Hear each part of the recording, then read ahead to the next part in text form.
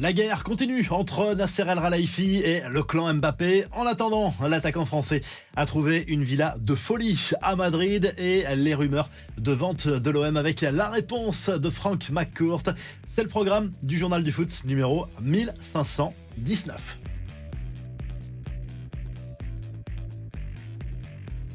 Ça sent le divorce très compliqué entre Kylian Mbappé et le PSG. La séparation va se poursuivre par avocat interposé. Selon l'équipe, le champion de France n'a pas payé le salaire d'avril aux joueurs. En février, l'attaquant français avait communiqué sa décision finale à Nasser El Khelaifi, qui aurait alors ordonné à Luis Enrique de mettre beaucoup plus le joueur sur le banc, sauf dans les grands matchs. La décision venait donc de beaucoup plus haut selon l'équipe. C'est un problème d'argent aussi.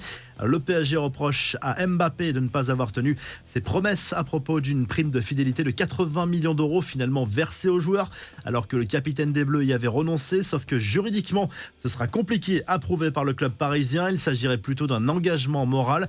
Cela expliquerait le refus du PSG de verser ce fameux salaire du mois d'avril. Kylian Mbappé qui a reçu par ailleurs une belle récompense. Il a été élu meilleur joueur de l'année lors des Globe Soccer Awards, organisation qui remet ses propres trophées.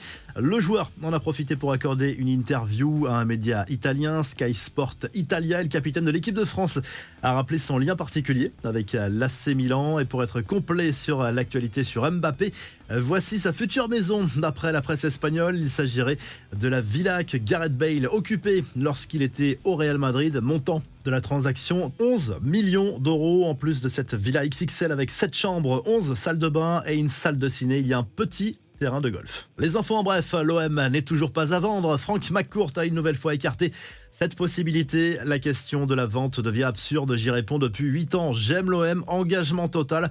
Nous démarrons cet été un nouveau projet à long terme avec Pablo Longoria aux commandes, a lâché le propriétaire américain qui explique par ailleurs à la Provence qu'il reste pour la passion qui entoure le club avec la même volonté de le ramener au sommet. Le président olympien, lui, a botté en touche au moment d'évoquer la piste Conceição. Même chose d'ailleurs pour le futur d'Aubameyang. C'est toujours un moment important avant le début d'une grande compétition. Coup d'envoi du rassemblement des Bleus ce mercredi à Clairefontaine. À 19 jours de leur entrée en compétition face à l'Autriche, les nouvelles sont plutôt rassurantes pour Mike Maignan. Encore de l'incertitude pour Kingsley Coman et Aurélien Tchouaméni blessés. 20 joueurs sont à Clairefontaine. Sur les 25 convoqués, il manque les Madrilènes, bien sûr, concentrés sur la finale de la Ligue des Champions. Et puis Olivier Giroud et Théo Hernandez engagés sur une tournée promotionnelle de l'AC Milan en Australie. C'est fait pour Franck Hez sur le banc de l'OGC Nice. Il va remplacer Francesco Farioli, parti à l'Ajax. Fin de l'aventure lensoise pour le technicien français. Enfin, heureusement que le ridicule ne tue pas. La fédération camerounaise, dirigée par Samuel Eto'o, a confirmé la mise à pied de Marc Brice au poste de sélectionneur des Lions indomptables. La décision suite à un échange très tendu entre les deux hommes qui a fait le bonheur des réseaux sociaux, un peu moins des fans camerounais. En fait, le technicien a été nommé par le ministre des Sports, mais Eto'o n'en voulait pas. La revue de presse en Espagne, le journal AS consacre sa une à Thibaut Courtois. Le gardien qui n'a pas été retenu pour disputer l'Euro en raison d'un conflit avec son sélectionneur est en revanche indiscutable au Real Madrid.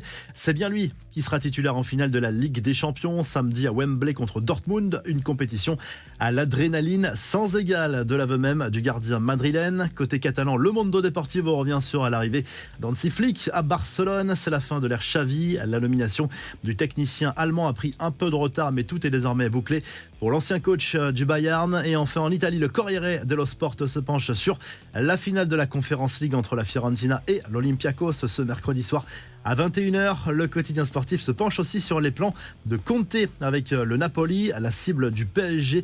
Le Géorgien Kvaratskhelia est jugé intransférable par le technicien italien. C'est une mauvaise nouvelle pour le clan parisien.